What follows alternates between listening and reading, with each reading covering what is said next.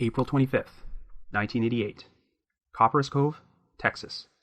After an argument with her boyfriend, 20-year-old college student Elizabeth Campbell storms out of his house and hitches a ride to a convenience store. After phoning her boyfriend and making an unsuccessful attempt to convince him to pick her up, Elizabeth vanishes without a trace. Over the next few weeks, there would be multiple sightings of Elizabeth in the company of a possessive man, leading to speculation that she was abducted and forced into prostitution. After that, the trail went cold.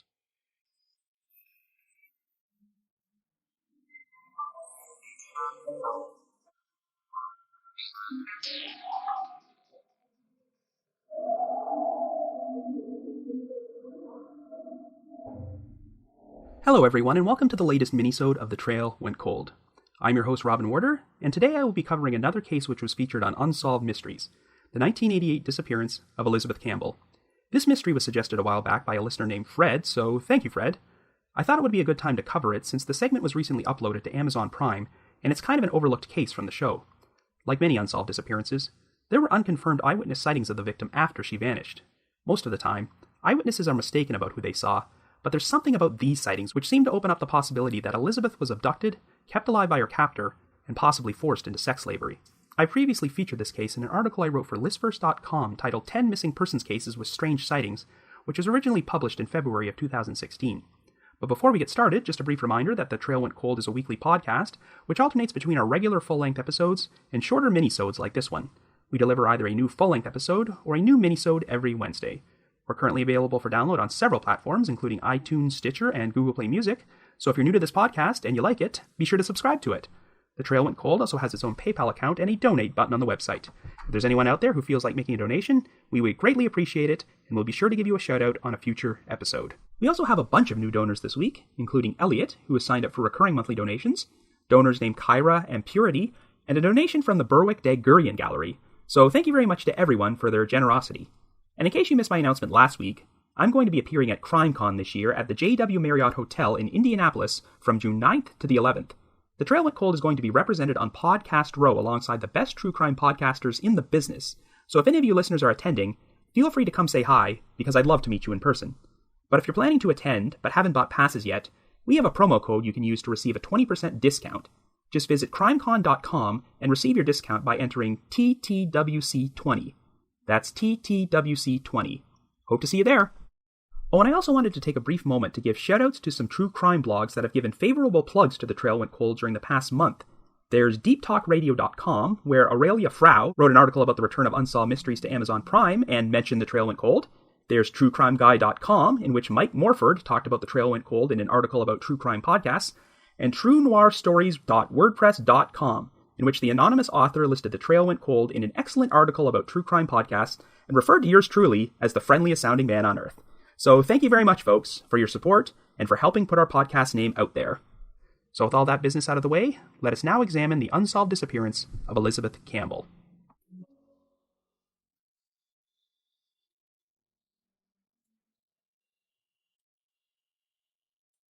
Our story begins in Texas in 1988. Our central figure is 20-year-old Elizabeth Campbell, who lives with her parents in the town of Lapanzas. Elizabeth is the biracial child of an American father, Tom Campbell, and a Korean mother, Sam Soon Campbell. She is currently a student at Central Texas College, with plans to attend Texas A&M in the fall, and she works part-time at a 7-Eleven convenience store in Killeen. On the evening of April 25th, Elizabeth finished her classes at the college and went to work her shift at the 7-Eleven before heading over to the home of her boyfriend, Ricky Ray, for a group study session to prepare for final exams. At some point, the couple got into a fight, and Elizabeth demanded that Ricky take her home since her parents' house was located around 30 miles away. Ricky refused, but Elizabeth soon decided to storm out of his house without telling him. Approximately 45 minutes later, shortly after 11 p.m., Ricky received a call from Elizabeth, who said she was calling from a phone at a 7-Eleven off Highway 190 in the town of Copperas Cove, located over 10 miles away. Elizabeth had apparently gotten a ride there, but she was still 17 miles away from her parents' house, so she asked Ricky to come pick her up.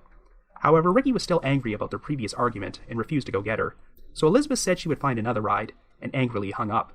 And unfortunately, this would turn out to be the last time anyone ever spoke to her. Elizabeth never returned home, and when her parents woke up the following morning, they realized she wasn't there. Unfortunately, since Elizabeth was technically an adult, the police said she had to be missing for at least 72 hours before they'd file a report, so Tom and Sam Soon Campbell would be forced to do their own investigative work for the next few days. The Campbells went to the 7-Eleven in Copper's Cove and spoke to the employees, who remembered seeing Elizabeth get dropped off by a man in a light green Gremlin. Elizabeth came in to use the phone, and the staff let her do so since they recognized Elizabeth from the 7-Eleven where she worked. Elizabeth phoned her boyfriend, who of course refused to come pick her up. She then made an attempt to call her parents, and Sam soon did remember briefly being awoken by the sound of a ringing phone that night, but it stopped before she could get up to answer it. Elizabeth then apparently said she would try to call her brother, but since it would have been a long-distance call, and she didn't want to use the store's phone for that, she decided to go outside to use the payphone. One witness would later confirm seeing her on the payphone, but no one knows what happened to her after that. So Tom and Sam soon decided to go searching for the green Gremlin which dropped Elizabeth off, since it was a very distinct vehicle, and believe it or not, they actually found it in a campus parking lot at Central Texas College. They waited around until the owner, who happened to be a student there, showed up, and he would confirm that he gave Elizabeth a ride the night before. He claimed that he left the college that night and saw Elizabeth walking down Highway 190, so he offered her a lift.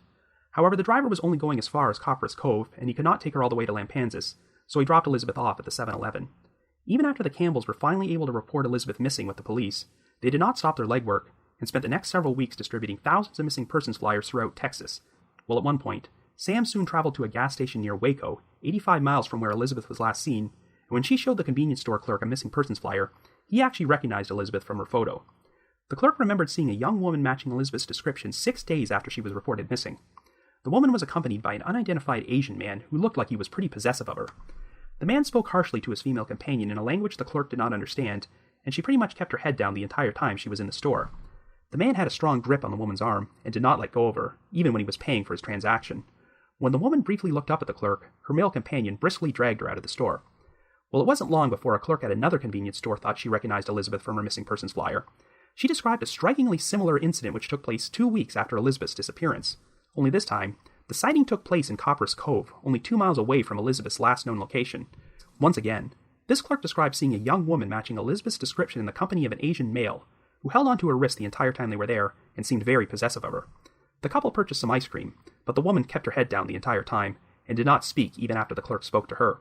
The clerk got the impression that she was not with her male companion by choice. There would be one more reported sighting of Elizabeth which took place on July 10th. This time, it was at a gas station in Garland, located over 150 miles away from Copper's Cove. A witness bumped into a frightened-looking woman who resembled Elizabeth as she was exiting the convenience store before she headed towards a nearby parked car.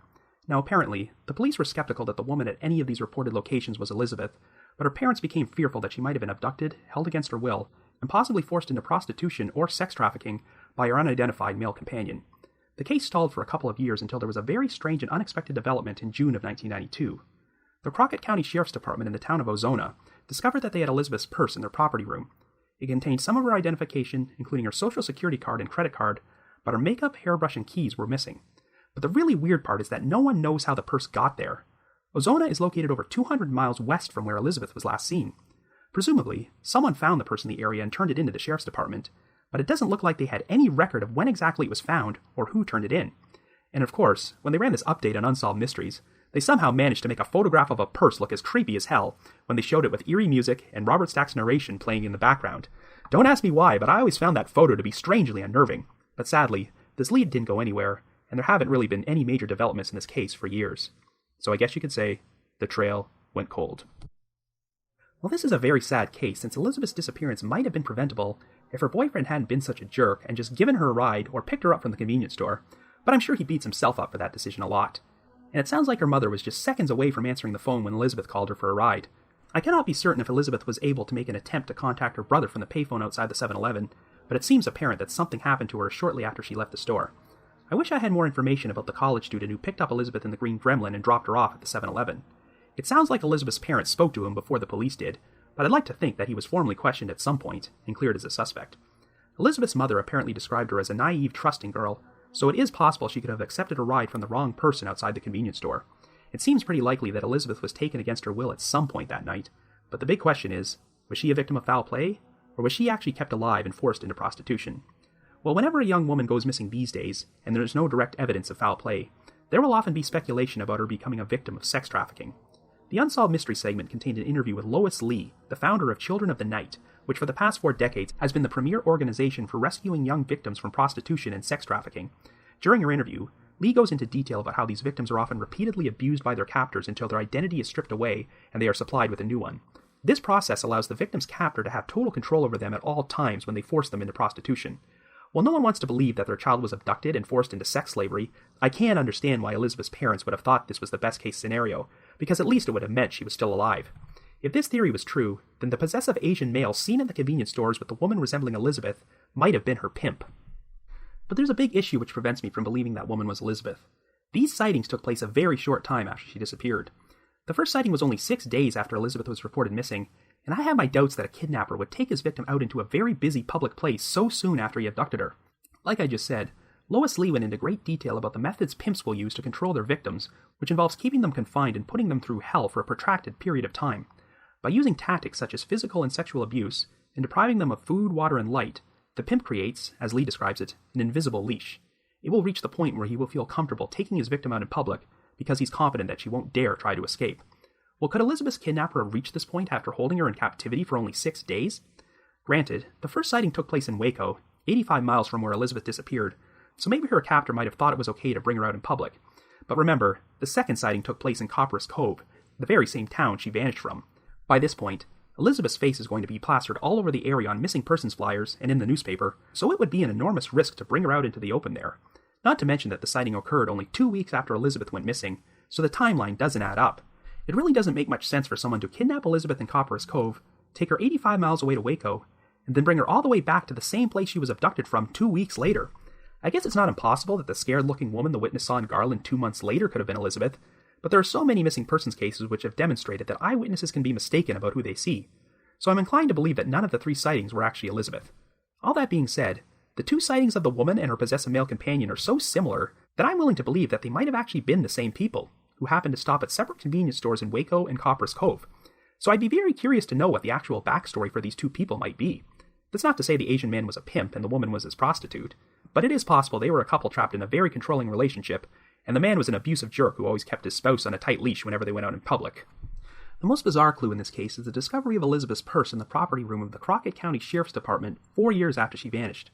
It's pretty strange that no one knows how it got there, but that's likely just the result of poor record-keeping from the department. Yet one detail which always stuck out at me was that all of Elizabeth's identification and her credit card were left in the purse, but some of her personal items, including her makeup and hairbrush, were missing. If you were to look at that from a certain angle, you could almost see this as evidence which supports the sex trafficking theory. Elizabeth's abductor gets rid of all of her identification to symbolize the stripping away of her former identity, but he lets her hold on to her makeup and hairbrush while keeping her in captivity. But I don't know, I'm inclined to go with the simplest explanation here, which is that Elizabeth was kidnapped and murdered by an opportunistic predator. When Elizabeth left her boyfriend's home, she was seen walking down Highway 190 when she was picked up by the college student who dropped her off at the 7-Eleven. In order to make it from Copperas Cove to Elizabeth's home in Lampasas, it would have required traveling west on Highway 190. And if you were to drive through Lampasas and continue west on that highway, you would eventually wind up in Ozona.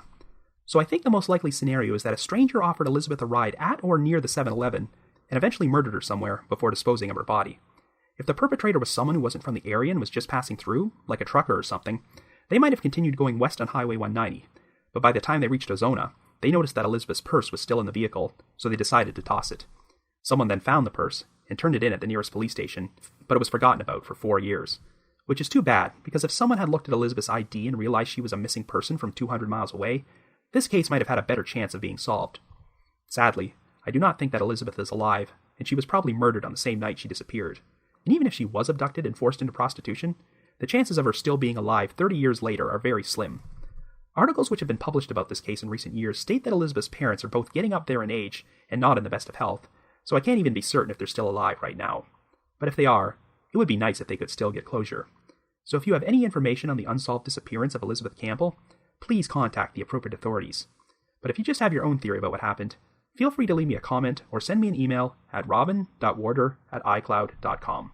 That's robin.warder@icloud.com. I want to thank all my loyal listeners and supporters out there, especially those from the Unsolved Mysteries message board at the Sitcoms Online forum and the Unresolved Mysteries subreddit. I need to provide a big thank you to Miguel Foote, who edits and assembles this podcast together for me, and Vince Nitro, who composes the eerie music you hear on every episode. If you haven't already, you can like us on Facebook, follow us on Twitter, or leave us a rating or review on iTunes, Stitcher, or Google Play Music. And like I mentioned earlier, we also have a donate button on our website. So if you're feeling generous and want to express your appreciation for all the hard work we put into this podcast, we'd be extremely grateful. So have yourself a good week, and join me next Wednesday for a brand new episode of The Trail Went Cold.